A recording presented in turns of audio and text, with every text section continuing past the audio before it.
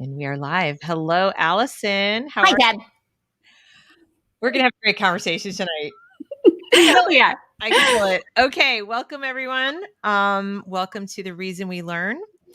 If this is your first time here, welcome to the channel. If you're unfamiliar with what we talk about here, we talk about all things education. In particular, right now, the crisis in American education, and it is a big one.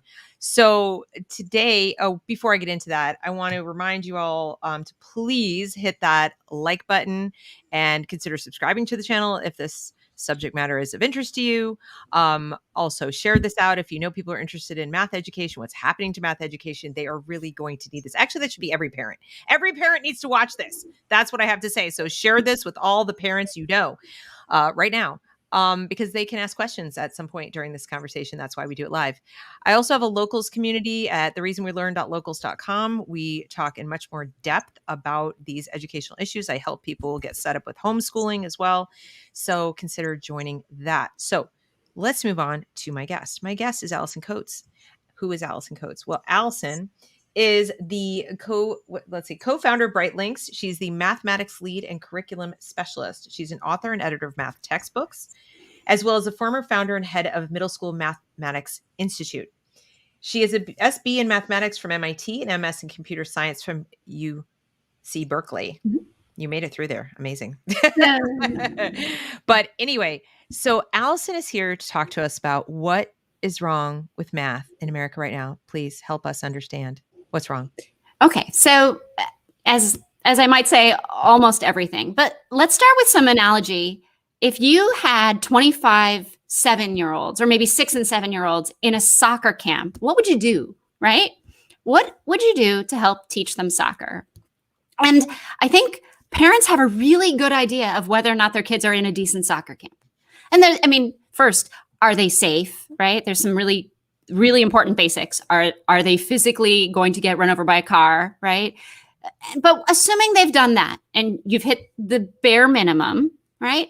Are they going to learn any soccer? Well, you don't expect them to suddenly be playing soccer at a professional league. You know that mimicking playing at a professional league would be a dumb idea.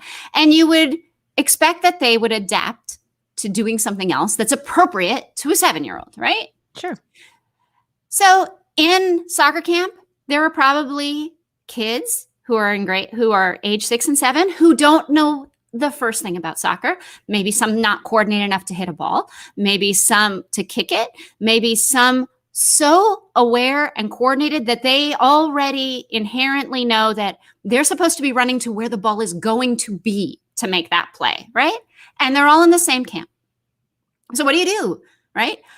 I think almost every parent in America would know you should sort the kids into the ones who have certain skills and the ones who don't, so that the ones that don't have those skills can concentrate on them, right? And the ones that are at a different skill level can concentrate on the next skill. And you would hope that you could start to improve from where everyone is, wherever that is, up, right? They improve. Every child gets an opportunity to learn. And by learn, we mean improve from where they were to where they're going to be. But we would sort. And it is not horrifying to sort kids in soccer. No one thinks, well, that's terrible. How vicious of you. What kind of a person are you telling them that they're in the blue group, right? And kids, of course, they know. Like the kids who can play and already know how to play soccer and already know how to score 4 goals, the kids who are in the other group, they know who they are. And so they would actually rather be sorted, right? They would rather not spend time sitting on the bench doing nothing, right? And having one kid do that all the time in the classroom. So in soccer, we know that. And we also know that what you need in soccer is to build basic skills. And because if you don't have basic skills, you can't actually put them together to form a play. We have no doubt about this. No one spends their time going to a soccer camp and spending their hard-earned money to hear other people tell them that kids should figure out for themselves how to kick the ball. right? I mean, I'm Never. kind of You would laughing never at say, the prospect. "This is Thank you for your money. And now we will watch them just run into each other on the That's right. field. It'll That's be right. And awesome. we're going to see what they think is a good kick, right? And when they're done, we'll give them a We're gonna, trophy. we would never, we would never do that. No, No one would would hope. do that. No, One but would hope. right? Yeah. You know, no one would think that about soccer. They would see that. They'd say, this is garbage. I'm pulling my kid, right? I don't have to know anything about soccer to know that that's not worthwhile. So I'm sorry to tell you, but that's what they do in school. And that's what happens. And today we're going to talk about how that happens in math. So what you're saying is they don't sort. We'll go through the whole bit. Every part of it is not what they do in math in school. So imagine kindergarten. In kindergarten, there are kids who come in who can barely count, aren't sure what the next number is after 3. There are literally kids where if you hold out in your hand and say, there are 4 blocks, how many blocks are there? They don't know the answer. That's in kindergarten. And then there are kids who are doing addition within 100, and there are kids who can do multiplication in their head, and they're all in the same room. And the teacher isn't allowed to sort them because that would make some kids feel worse about themselves. Where did they get that idea, though, that will make kids feel? Like, how do they know? Right. Well, so the first part is if you actually observe kids, right, you know for a fact that it's the opposite, right? That not sorting kids will make them feel worse. You know what really feels crummy, right? To not be able to fail in front of these others, or to be so bored around these others that no one is served by this. And the kids know this inherently. So how do we ever come up with this crazy idea, right? That kids are hurt and feel bad when they don't know something and get sorted into just being in a group of kids like them who could all learn together. So, that's one of those things that's so stupid to think it could only come from outside. It could only come from people who never observed children, who never looked at what's good for children, and who already had an ideology they were pushing down. Mm-hmm. And their ideology was what was leading that. Right. And so that's the first step. We can talk about where those ideology and those pieces come from, but that's the first step. They don't sort because it would be wrong. And the teachers have been convinced it would be wrong, or if they don't have any power anyway. And so how would they sort them? Right. I mean, at best, like I said, what if in soccer camp, would you give 25 soccer kids one teacher? No, you wouldn't, right? You have stations and you have helpers and you have volunteers and you have a lot of people in the room or on the field. So, but that tends not to happen in schools. At best, there are other people who are assigned individuals, but there's no one who's allowed to work with a group of kids. They all have to stay together. There's a name for it. It's called whole classroom instruction, right? And whole classroom instruction is always considered that important element. And there are elements of whole classroom instruction that are important, but this idea is so pervasive that you're not allowed to sort. So that's the first problem. So the kids who need certain skills, who can concentrate on them? What can a teacher do? If the room already in kindergarten has skills that are pre-counting, pre-literate, and kids who are who are effectively in the 2nd grade, 3rd grade, 4th grade standards all in one room, how could a teacher ever teach to that? They can't. And so, that's impossible, but that's where we're at.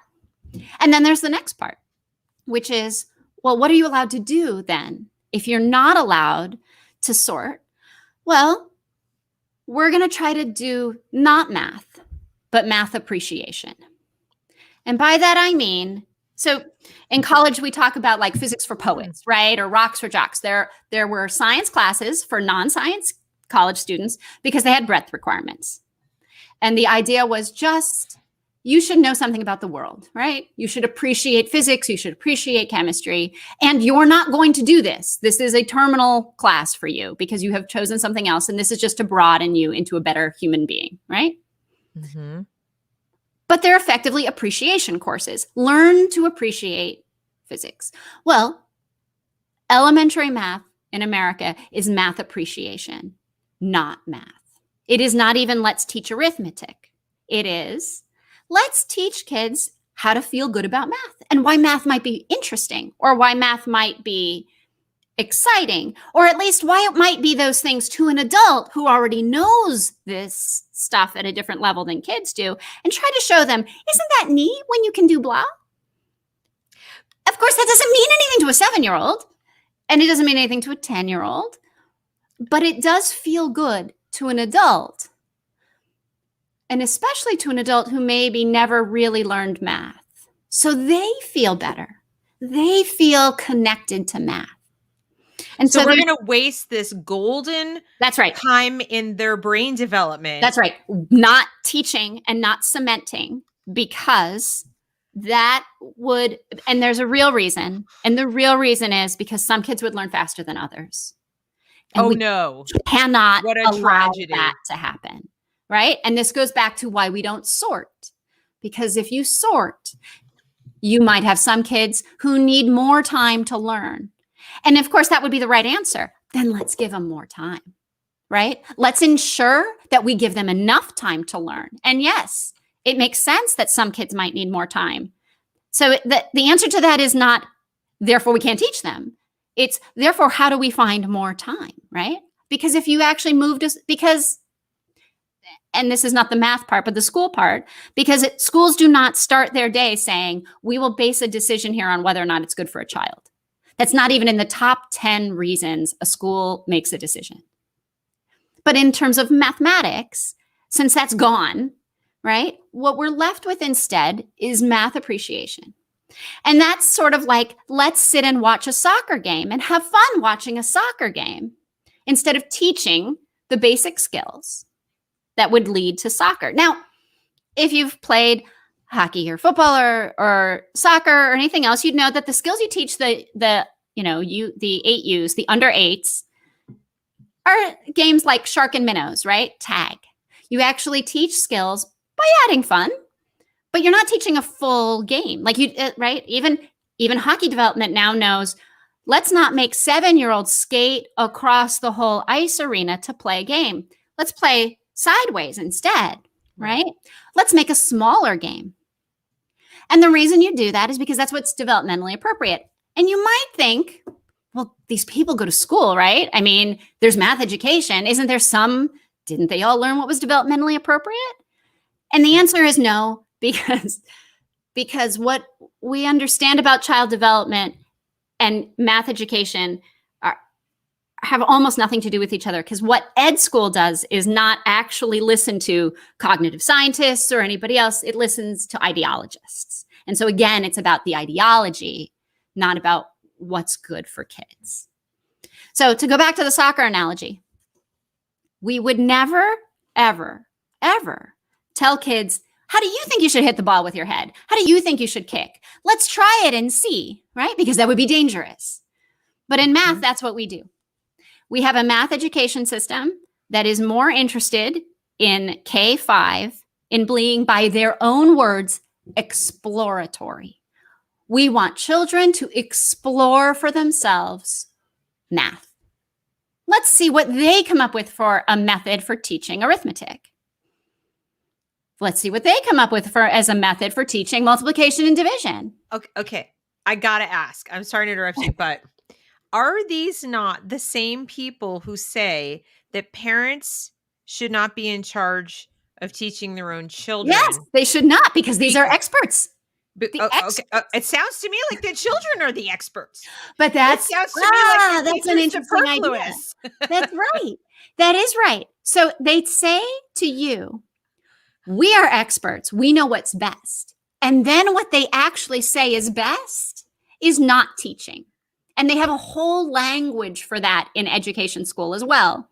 And so once upon a time, they say, we used to believe in, teachers standing in front of a classroom, the sage on the stage. But that's bad now.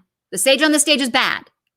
We wish why though? Did they give a why? Well, first, we wish to be a guide on the side. And that's because they've deprecated teaching and they only support learning.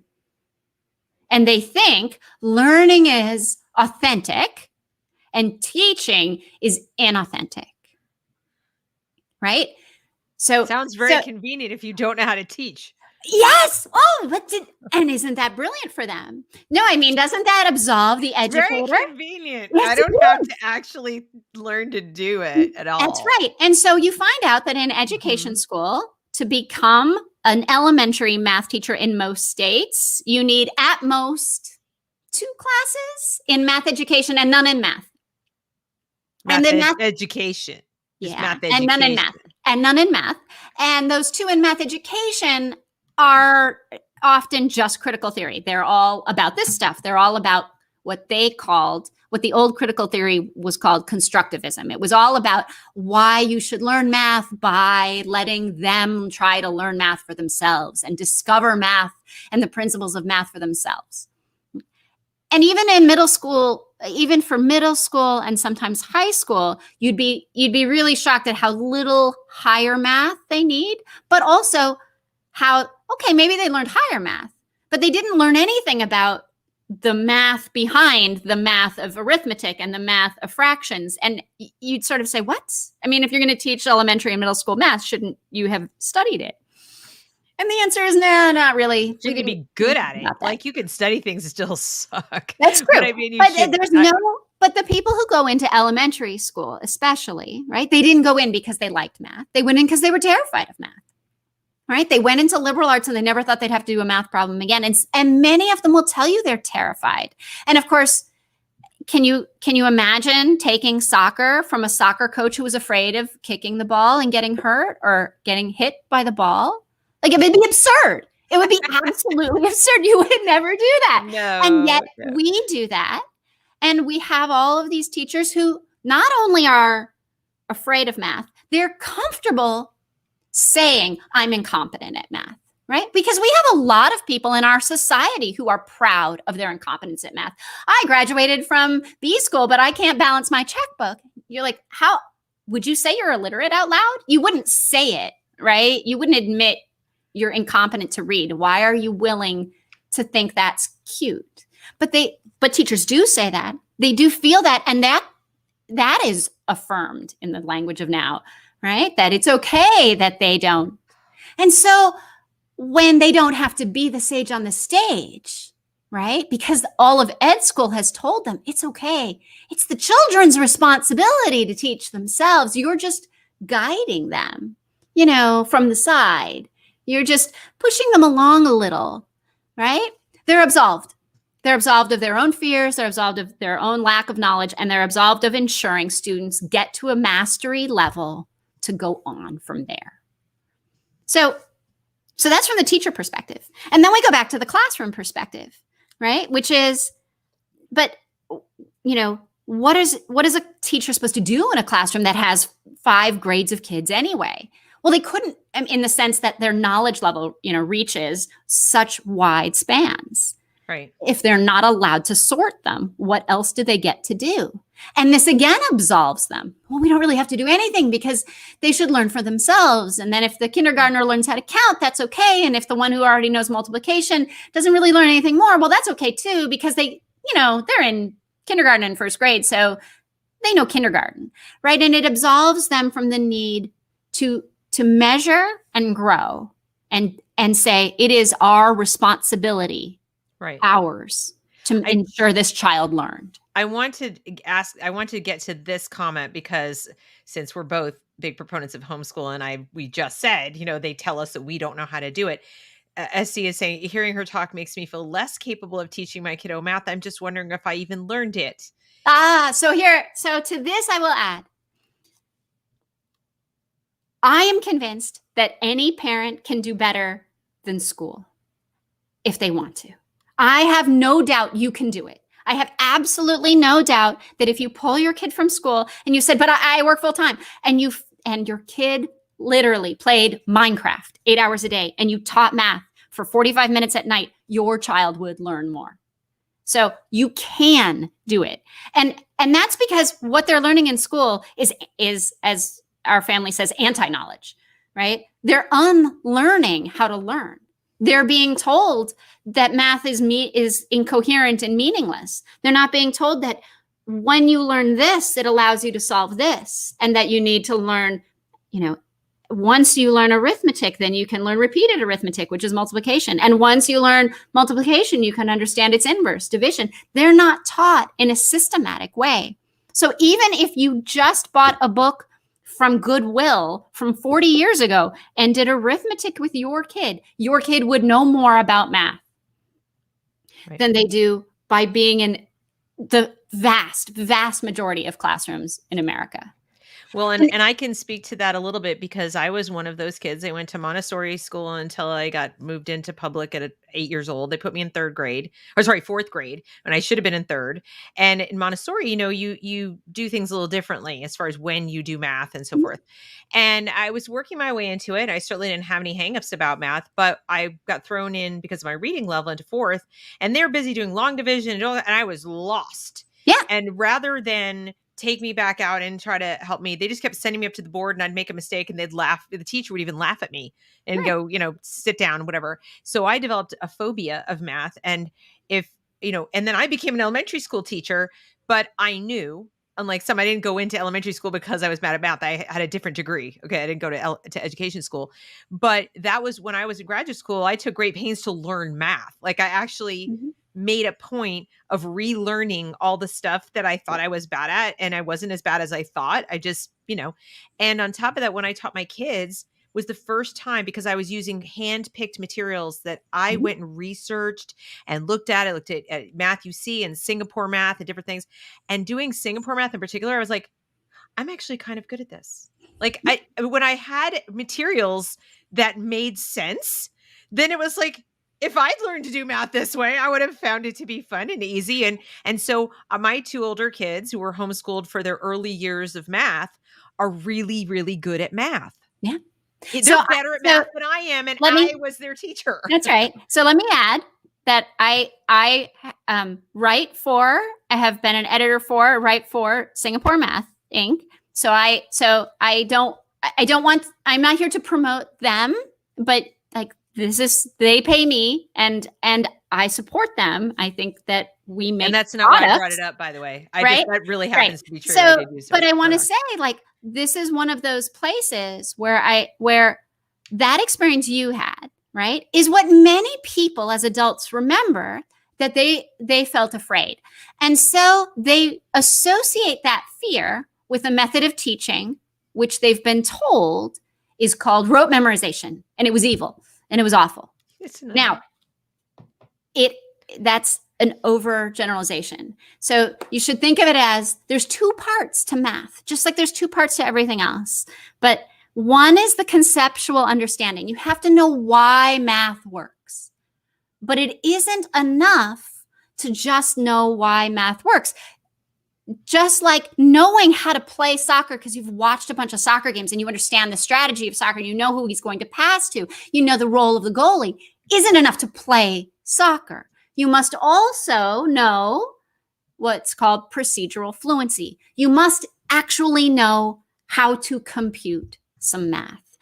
These are not separable concepts, though. It's not the case that you can teach one or you can teach the other. If you try to teach only one, which is what the inquiry stuff is about. Let's explore math, right? Let's get some conceptual understanding of math that will make us feel better without the procedural fluency. You don't know anything. And if you only drill, right, without explaining why the answers are correct, they won't know anything. But no one who's sane would ever have thought it's either or, right? You would always have thought, well, of course you would teach those two things together. Right. And so what happened, though, was we denigrated rote memorization as if it were only rote memorization, right? And most of us don't remember anything about why we understand math because we're good enough at it that we've never really had to think about, why does the base 10 system work? I don't know. I know, right? And so the teachers who remember that fear that you experienced as a child, they're told in school, in ed school, that's what we're trying to save these kids from. We don't want them ever to feel that fear.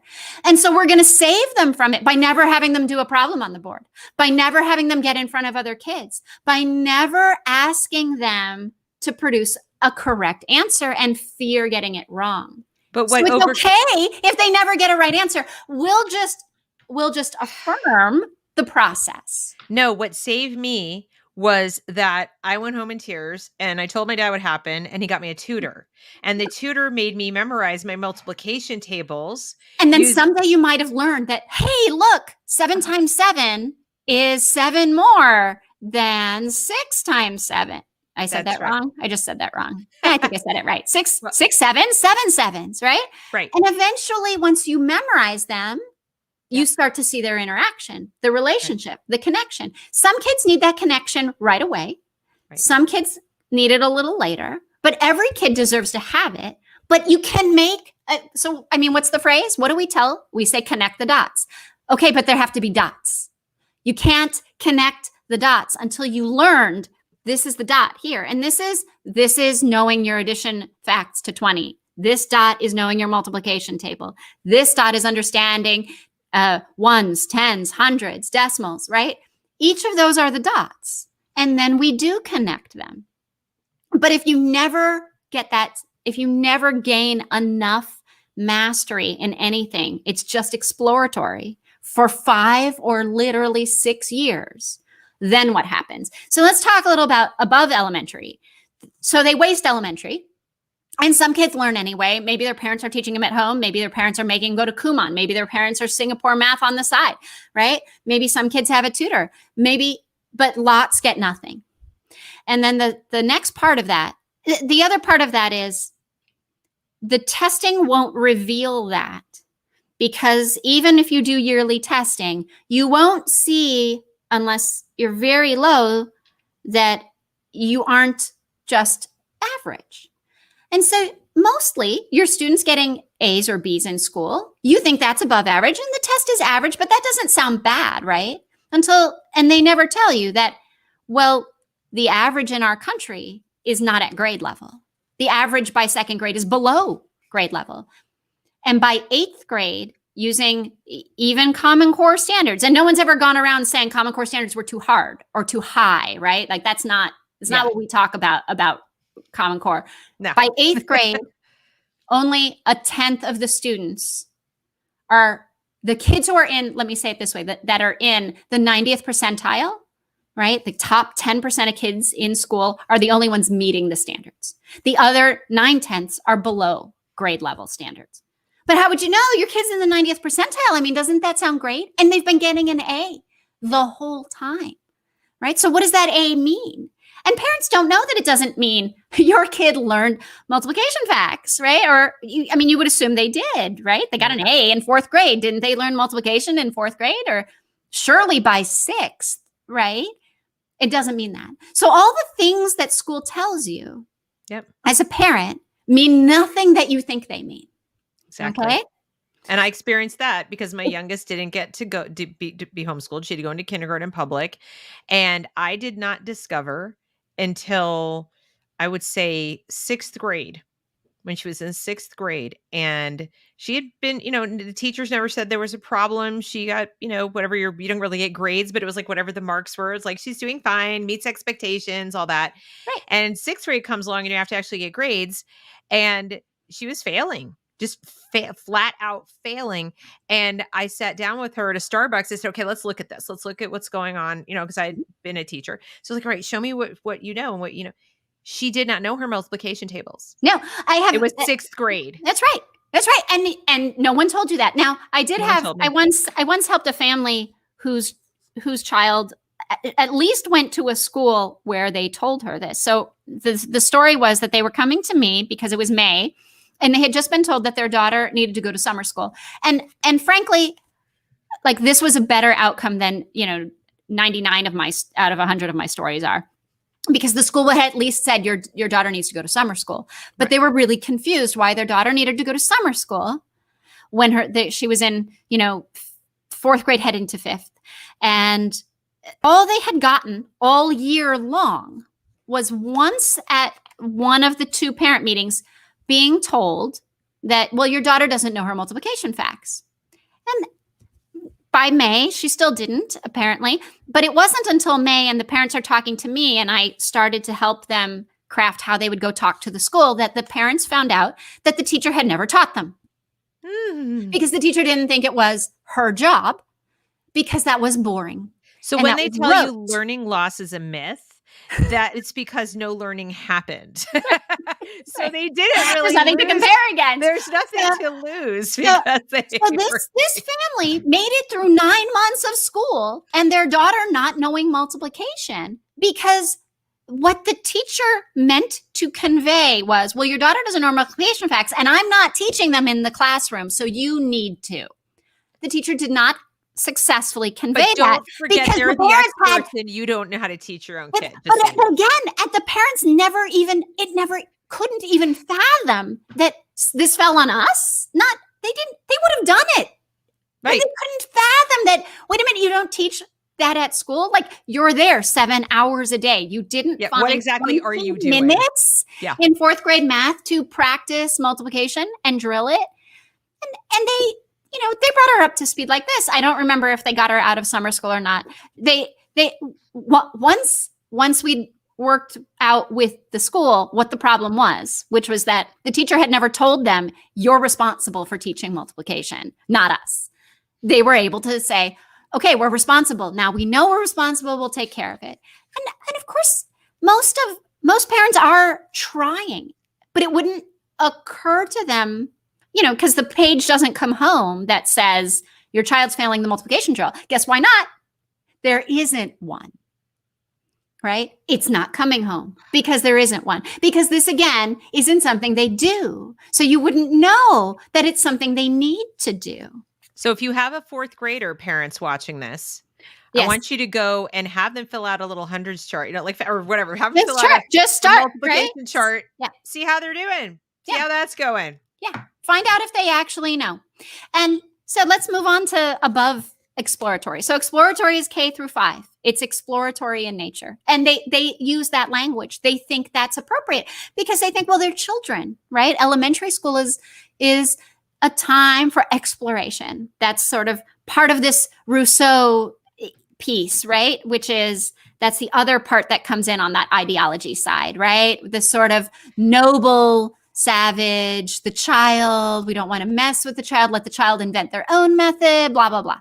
Well, that's great. Okay, we got there. What happens in 6th, 7th, 8th, and then in high school? So if your child goes to a quote, good school, a nominally good school, right? They finally are tracked because this nonsense has to fail sooner or later, right? Because other levels of school aren't actually wanting to put up with this up until about 18 months ago. So they were tracked. Now they were grouped into the kids who were functionally capable of going forward and learning algebra and the ones who weren't.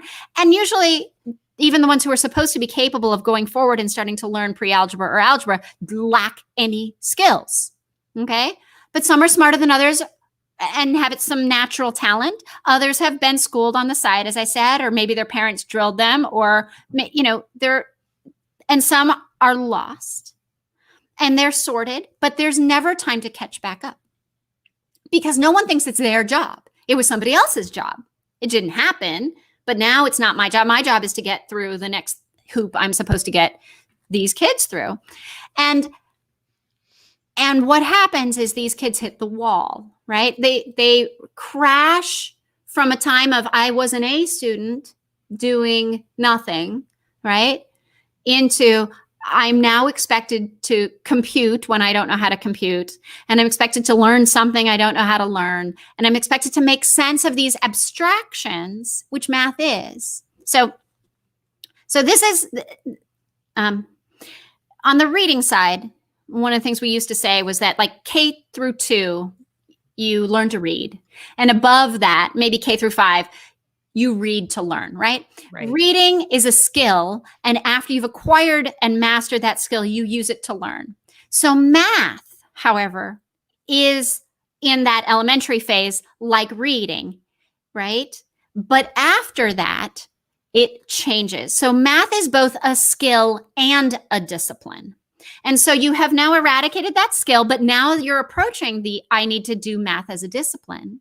I need to learn math for math's sake. I need to understand the abstractions of real mathematics. I need to make this intellectual leap that I've been completely unprepared for. And so often kids hit that wall. And they hit that wall at algebra. And you'll watch kids not understand what's called the distributive property, something that they knew intuitively, and yet they never got to learn mathematically, which was that, if you say, I have 10 apples and oranges, I have 10, let me put it this way. I have 3 boxes of apples. Each box contains a dozen. And I have 5 boxes of apples. Each contains a dozen. How many do I have? Well, you could notice I had 3 dozen and 5 dozen. So that's 8 dozen, right?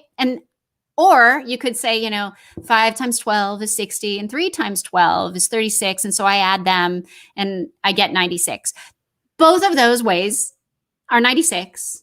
And whichever way you do them are equivalent, right? That's the distributive property. Right. So kids are supposed to have learned that in grade 1 would have been a good place to start, but they're certainly supposed to have figured that out by grade 5 or 6. I'm teaching an almost 5-year-old that right now. Right. He understands it. Yes. So, so that should be something that they can learn to abstract into the form of, a times x plus y is the same as a times x plus a times y.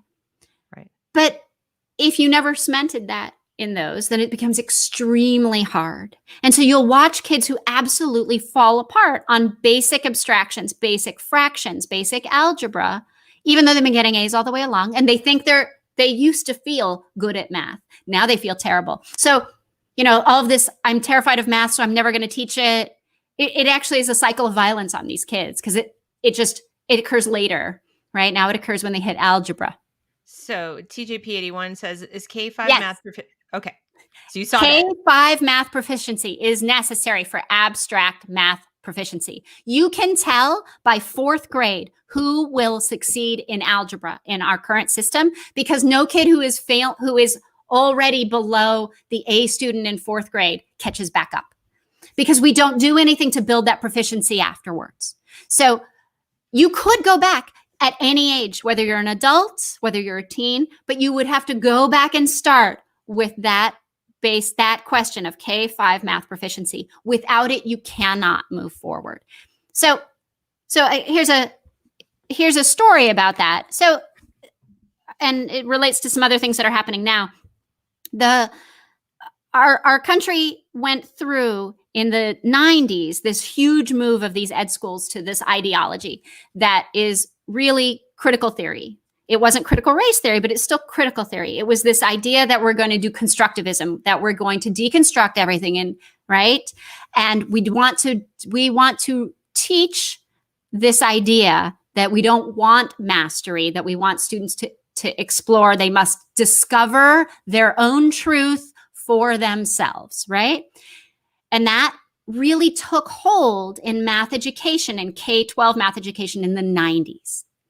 What was the thing they did in the 60s? Wasn't there something in the 60s? New math. Like new math. New math. So new math was just and so we've played this game. Apparently we play it every 30 years. This pendulum swings back of we've got to find a new way to teach. Now, new math was a different beastie. It was about teaching abstraction to children. And in the 90s, it was about letting them explore for themselves, right? We don't want to teach them the truth. It would be wrong for us to impose truth. It would be wrong to impose the correct answer. Let them discover it for themselves, right? Do we let them build bridges then after that? 30 years later. So when I was a master's student, I was TAing and I was watching these kids at UC Berkeley who were, the top of their state, right? They were the kids who had aced their schools. They'd gotten into the engineering program at UC Berkeley back when that was, there was some actual SAT required of them. There were actual, SAT subject tests required of them. I mean, they were the cream of the crop to get in. And they were in computer science classes and they couldn't do certain kinds of math like a trig problem. And I got in trouble because I said out loud, like, you don't know how to do this in a lecture once. Like, you kids didn't know how to do this. You weren't taught well. And I got nailed because I was being insensitive, right? I was, they were right on one thing, that I had no interest in reteaching them. Like, they're in college. It's not my problem to reteach them what they didn't learn in high school about algebra and trigonometry. Good luck, guys. And I was insensitive. It's true, because I didn't think that was my job. But they were stuck because, they're freshmen and sophomores in college who didn't know that. So I had to adapt what problems I gave, because they couldn't solve them. And so I started saying, what in the world is wrong? And then eventually I went on with my life for a while. But I came back to this in the 2000s from a different perspective of my own kids and caring about what was happening in schools. And I saw the connection, which was that these kids hadn't actually learned what they thought they had learned, or what anyone arriving at college what anyone in a college expected them to have learned before they arrived in an engineering program, right? And how is that even possible? Right. So, but around that time, the other professors who of standing were also noticing, and they not just at Berkeley, but across the country. And so in the 90s, there was a move, but especially in California, what had happened in the state of California, that these kids were arriving knowing so little. And so there was a big push to try to figure out what is wrong with the standards or this framework. There are different words for it at different points in time. And America, different states handle education differently. In certain states, you decide at the state level what's in a curriculum. At other places, you decide at the district level. And so California is unique. But one thing that happened as a result of these professors who cared very much and were really trying to get to the heart of this and fix this problem, and had true, I'd say, both empathy for the student, but also a real vision that we need to do this, we need to fix this, was they started looking around at what was happening internationally and seeing how we were falling relative to other nations. And so in 2006, there was, so this fight goes on, and people are trying to push in the right direction. And in 2006, there was something called the National Mathematics Advisory Panel. Mm-hmm. And it was inaugurated for 2 years, and they wrote their final paper. I imagine you could still find the full report online, because it's a government document and it's probably there forever. And it was 20 people or so. I don't remember the specifics, but there were mathematicians on the panel. There were actual teachers on the panel. There were other people, and all of them were trying to say, what are we doing in middle school math? What do we need to be doing? And their focus was, internationally, we weren't at the benchmarks. Internationally, kids in other countries learn Algebra 1 in 8th grade, or maybe 7th. Mm-hmm. And we weren't even doing that till high school. So they worked extremely hard to come up with a plan, a formula to say, how could we start to change our math so we could teach algebra earlier? And without a doubt, they meant very well, right? Like, they were trying to say, we need to start raising the caliber of what we do in school. And what happened as a result, I think, speaks to the corruption of everything else about the education system. So at this time, so they make their recommendations in 2008, let's teach Algebra 1 in 8th grade. Right. And certain states say they're going to adopt this idea. And around this idea, Common Core is related to this, but it's related to how this all played out, which was that states, and the state I was in, Minnesota at the time, and many other states said, yeah, we're going to teach Algebra 1 in 8th grade. Right. Okay, so what do you think they did? Do you think they went through and changed how they got to it? I mean, the report made recommendations on what you should teach at each grade, or at least in middle school, to be ready to teach Algebra 1 in 8th grade. No, they didn't. No, they didn't. No. And so they just declared, we're going to teach. They didn't change what's taught in 7th. They didn't change what's taught in 6th. They didn't prepare teachers to change what they teach. Yep. They didn't make them ready. And of course, districts looked up and said, I have an idea. Let's call what we do Algebra 1. And so in my state, they started teaching Algebra 1 in 8th grade and Algebra 1B in 9th. Yep. And then that's why why my middle daughter did that Algebra 1 thing in her charter school here in Charlotte. And then when she had to be homeschooled for for like the second half of 8th grade, and I had her in a real algebra class because I'm like, okay, That's right. well, no idea what was going on. Like, That's right. None. Because Zero. no one who would not, I mean, if an 8th grade teacher has never taught Algebra 1 before, declaring that they should does nothing, right? And literally, like in my state, they just declared, well, these are the new standards. And then, but they did nothing to roll them down. And of course, they didn't roll them up. They didn't say, so we're going to start by changing the standards in K and then 1 and then 2. No, they pushed the other way and said, 8th grade's now going to teach new stuff. So some schools just skipped a whole year of material, or Oh my God. right? Because you could just do that, right? And this is, excuse me. So this idea, though, is that the districts and the publishers and the rest really said, we're just going to lie to the parents, right? We teach Algebra 1 in 8th grade. It's on your transcript. You're not allowed to take it again. In fact, in many systems, you were not allowed to take it in high school. It would be a remedial class and would not count towards your math requirement because we taught it. Never mind that we didn't actually teach algebra, right? And now, and since the idea was let's teach Algebra 1 in 8th grade, we actually had made it worse, not just by not teaching anything good in 8th grade, but now we've taken 2 years to teach 1 year of math because they really didn't learn even 1 year of Algebra 1, except spread out really thinly from 8th to 9th grade. So now we've slowed kids down. Now we've lowered the standards more. And then when we finally do have to teach Algebra 2, what are we going to do? Well, you know what we're going to do? We're going to rename Algebra 2. So now there's Algebra 1, and now there's Algebra 2. And if you put them together, they look like these kids' parents' Algebra 1 classes. So now we need this other class, like Math 3, which comes before pre-calc, which none of us ever needed, but now we need. And so the whole thing makes clear that the politics outweighed any interest in what the goal was, which was to improve the child's math education. That it wasn't even a consideration, right? What was a consideration was, how do we placate the various people? How do we get the money from the various systems? But it wasn't how do we educate a child. And it wasn't how we even help a teacher who wants to educate a child, right? None of that. So it wasn't just a lowering of standards. It was a fiction, right? It was an actual lie to you as a parent. You are told these names of these classes mean something because you think they are what you were taught, and they are not. They are less.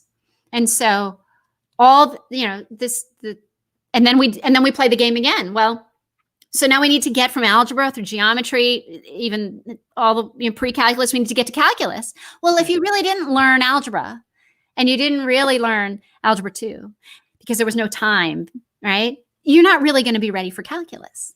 So what are you going to do about that? Oh, I have an idea. And I found this week. The Mathematical Association of America was pushing this idea. They called it deconstructing calculus. And now they're pushing a calculus program.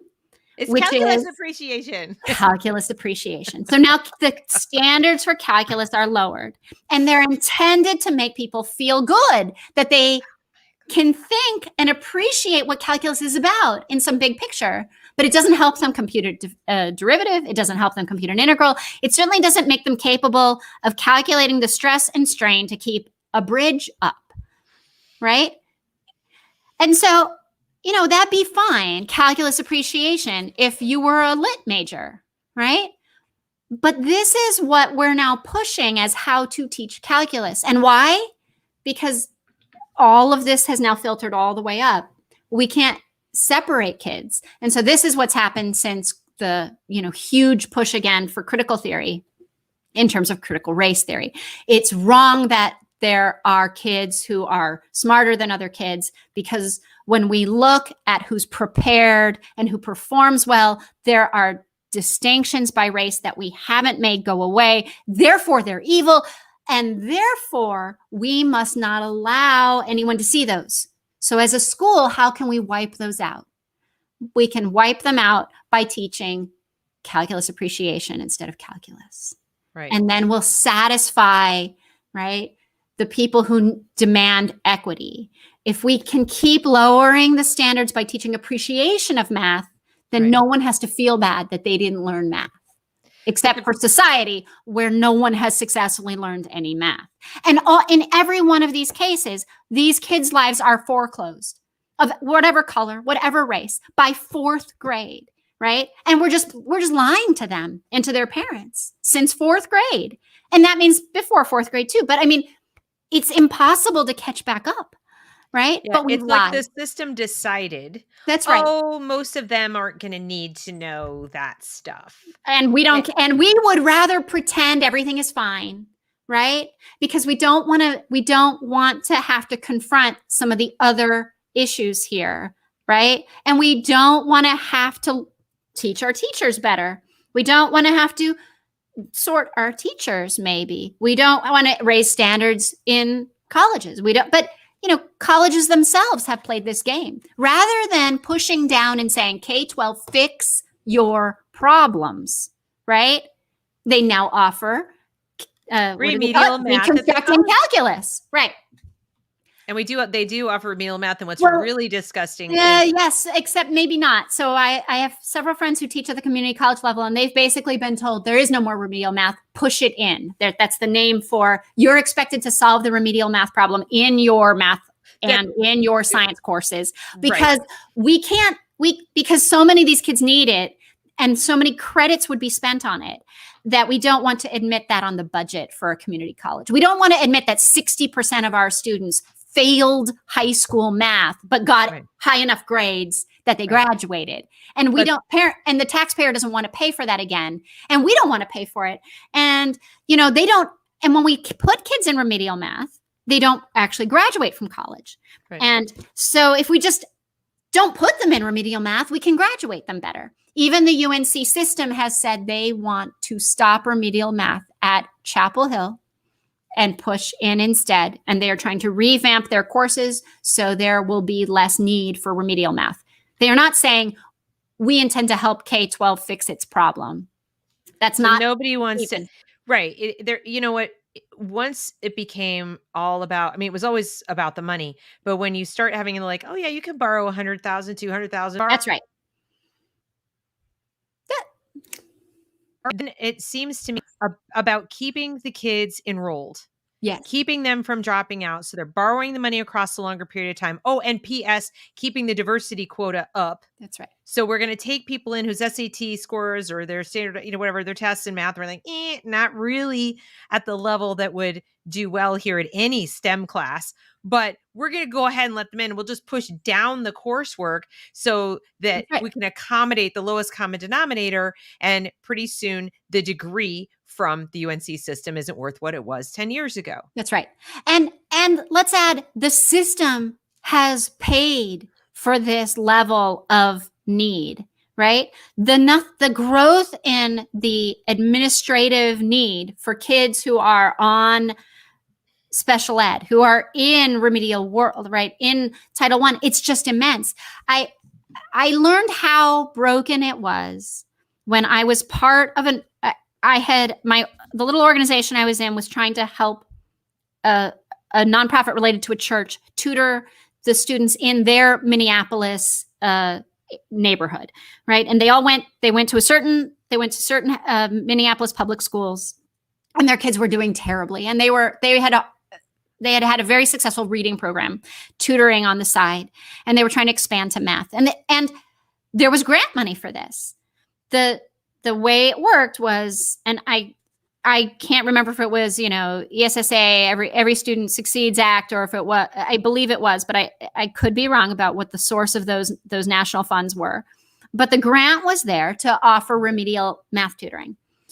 Except if you read it very carefully, it turned out that the LEA, as it's called, the local education agency, which is how money is dispersed, right? So the district gets the money, even if the district's supposed to go contract out to who tutors these kids. They got to keep the money if they couldn't disperse it. What? And they got to have that money not just pay for the tutoring, but it paid for the overhead of running the grant, right? And it paid for all these other people. And so we tried to tutor in math. It was a pilot program. Kids were in grades K and 3 and 6, I believe. And the Minneapolis Public Schools forced this organization into bankruptcy. They refused to pay on, like every other contractor out there, you pay within 30 days of your invoice or something. Well, they found a way not to pay this 30 days, and they found a way to pay the next 60 and then not net 90. And this was, a teeny little nonprofit who was fronting the bus fees, the snack fees, the insurance fees for these kids to come get math tutoring. And they've always found there was some nitpicking in how the invoice had been submitted. Something had to be signed in black ink, not blue. Blue ink, not black. This was handwritten and it had to be typed. It was corrupt. Okay? And worse, we got told at the end, the program failed in that we couldn't afford to keep going and it had to close. But after it had folded, the organization that, distributed the funds needed a final report, and they went and assessed the kids. And it turned out our kids had still grown more than any other tutored kids had in any of these pilot programs, even though ours had ended in November. They had bankrupted the one that had done the best. And whether they did that on purpose or because the machine grinds the meal into flour, the machine successfully kept the money, kept the kids from learning, and now had even more need to be funded with these kids who aren't learning. They would lose money if kids read above grade level. They would lose money if kids actually knew math, and they're never going to lose money. So the whole system. They're creating special ed kids. They are.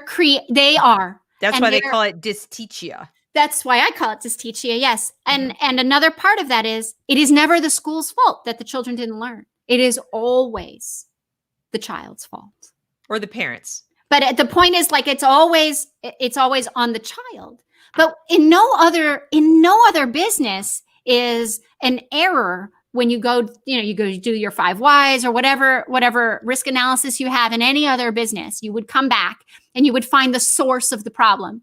It is never the curriculum. It is never the teacher. It is never the professional development the teacher was given. Never the implementation. Always the child. So they have too much invested. So to sum up, like, I go back to the soccer, right? Nothing is how, if you spent your own money on music lessons or soccer lessons or baseball, none of it is what's happening in a school. It's like the most basic idea of how you would train your kid to learn anything. And no one is teaching their kid soccer because everyone's going to be, I don't even know any modern soccer players to quote Pele, right? You want them to grow. David Beckham. Yeah, there you go. Right? You want them to grow. That's the purpose, right? Well, they need to grow in math and they won't learn it in this system. So, the person who said they were afraid they didn't know him enough. But you know more than this system, which has no interest in your student knowing more. Or just, having the desire for your child to learn, you're already way ahead. You are already way ahead. And you won't waste their time because you will be where they're at today. Whereas that other teacher can't be where your child is at in a room of even 22. They just can't. That's not what they're supposed to do. They're just supposed to, keep the thing going. All right?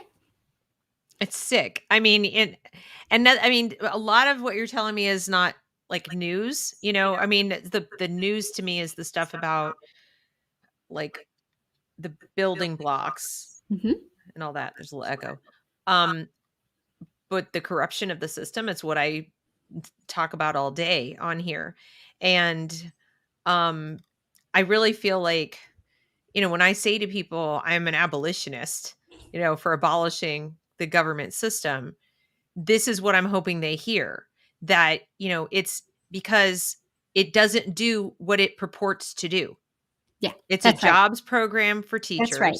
Well, but like 600 times more for administrators than even teachers. Right. Okay. There are so many more administrators because even someone who says, but I mean, even in the poorest districts in America, we're talking $7,000 to $9,000 per student is what's paid. And it's not going to your teacher, and it's not going to your classroom. And it's, Right. I mean, it's going to the bus system and their retirement.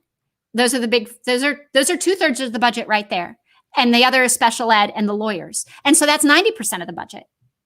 I mean, literally, like, that's where the money's going. It's not going to anything you thought was about teaching your child. Well, and all those in-service trainings, if your kid is out of school because there's an in-service day, those are all ideological trainings. Well, and even when the problem is, like, so math went through this. We can talk as long as you keep me going. Like, the National Math Advisory Panel made the suggestion, right? And the reason Common Core got off the ground was the sense that people didn't do the right thing about the National Math Advisory Panel. We elites will figure out how to do it ourselves. And we can talk another time about why that was the failure it was. But it ate up all the oxygen and the money in the room for a few years on math training. So for a couple of years, everyone spent every single in-service dollar on retraining for math. And then everybody got tired, right? And they're like, we're done. We don't have to care about math anymore, right? We can move on to the next shiny object. And the next shiny object was, at that point, like 5 years ago, it was called SEL. Socio-emotional learning was the new shiny object. And now it's, critical race theory. And it will again be another one. Mm-hmm. But even if it got back to being math, it's never going to systematically change how much teachers know and what they're allowed to do in a classroom, because everything has to go back to the principle first. Go back to the principles of, why are we educating a child? What is, the reason we learn? What is the reason we learn? Because that's not what any of the decisions made affecting your child and how they learn are made, right? Every other stakeholder matters more than the children. The bus company matters. The schedule of the teachers matters. The ability of the school to get lunch into the cafeteria and out of the cafeteria matters. Those things all come before anyone thinks about, couldn't we just all teach math at the same time so that the first graders could go to second grade for math? It's not even on the list of choices. All right. So that's that part. And so really, you can homeschool in math. You can find books. You can do it. There are guides to help you, and you will care. Oh, lost you. I think we froze for a second. Back now? Okay, so you were saying you can, and then they froze. It's like they didn't want you to say what you're going to say. So say it again. You can homeschool. You can find the sources. I don't know most people are probably in North Carolina right now, but different laws are in different states. In the state of Minnesota, you have the legal right. These people are everywhere. These people are all over. If you are in the state of Minnesota, you have the legal right to single subject change your kid's curriculum. You can literally go into a school and say, I'm teaching math. I'll teach it at the time you teach math, and I'll use my books. You have the legal authority and right to do so. In Minnesota. Okay, so, not in North Carolina, though. But not in North Carolina. But there are ways. You can homeschool, learn what the ways are that you can take math back. And it's not just math. She's here to talk about math, but she could come back another day and talk about English too. It's every subject, right? It is. It's every subject. It's not like they suddenly get their act together and put your child front and center. I honestly think it's worse on reading in elementary. I am here to tell you, I actually think math is in better shape than how they teach language arts, and that's before critical race theory came in. I am equipped to talk about that as well. Yes. We'll do that in another show, because I want to have the audience here that wants to hear, because that's a whole big, yes, guys, she'll come back. So so now what, people are obviously going to say, okay, but I have to work. Okay, I can't be home for my child, or I don't have the know-how, or, So you don't need the know-how. If you love your kids and you've decided you're going to do this. So I homeschool my own kids, and you should know that I'm in year 5, but I never intended to homeschool my own kids. I thought that was the stupidest idea ever. And I started emergency homeschooling the day that my kids' private school closed, which was a Tuesday in November in 2016, and it never reopened. And so I had no choice. Even I thought, what a terrible idea. So I get the terror. I get the fear. And I can tell you, it is so much more rewarding than you thought it would be. And yeah, you'll have terrible days and good days and terrible days, but you will do better than school, because school does not care about your child. Even the most loving teacher, right, can't do what you can do, trying to love all 27 of them and meet their actual academic, intellectual needs. And so the bar is actually really low. It's like this high, and you can trip over it and you'll still be doing better than most schools. And that's okay. There are curriculum out there. There are books to help you. There are lots of homeschool guides to help you. But even if you say, I'm afraid of math, then go learn it with your child and teach your child, I'm afraid, I don't know how to do this. We're going to learn it together. Right. And then your kid will learn an important lesson in life too, right? So, all right. So somebody is asking, just real quick, because I want to get this question. Do you have any curriculum recommendations for 11th grade or 11th grader who is struggling in trigonometry? So I am happy to answer those. Is there a way I can come back and answer them later? Because it depends on things like, what state are you in? Are you homeschooling? What have you already done? And I'm happy to answer any of those. If you can forward them on to Deb, I will get to all of them. Okay. Yeah. Does that work? Yeah, that works. So you guys can reach me through my locals at thereasonwelearn.locals.com, or in the about section of this channel. If you view it, it shows my email, so you can send it to me there. And then I will make sure that she'll forward them on to me, and I will get answers on any of that. Okay. So, all right. So, all right. Wow. That was awesome. Thank you. Thank you so much. I hope everybody has a better idea now of what's broken in math, which is pretty much everything. And please consider homeschooling your kids, or at the very minimum, understand that you absolutely have to supplement, because they're not getting this. They're not getting this. I mean, I could talk for another hour on all of just examples of kids who are honor students in 11th grade who can't get above a 21 on the ACT, who can't break a 550 on the SAT. I can do this all day, and you don't want to. You want to not be in those shoes. Yeah. So yeah, especially if you have an elementary school kid, get on this. Yeah. All right. Thank you so much, Allison. And you will hopefully come back and talk to us about whenever you want. All right. Awesome. Thank you. Thank you. Thanks everybody for coming, and please topic. Thanks a lot. Bye. We're spinning. We're frozen. Okay. Bye-bye. It's not clicking. It doesn't want to do anything. The system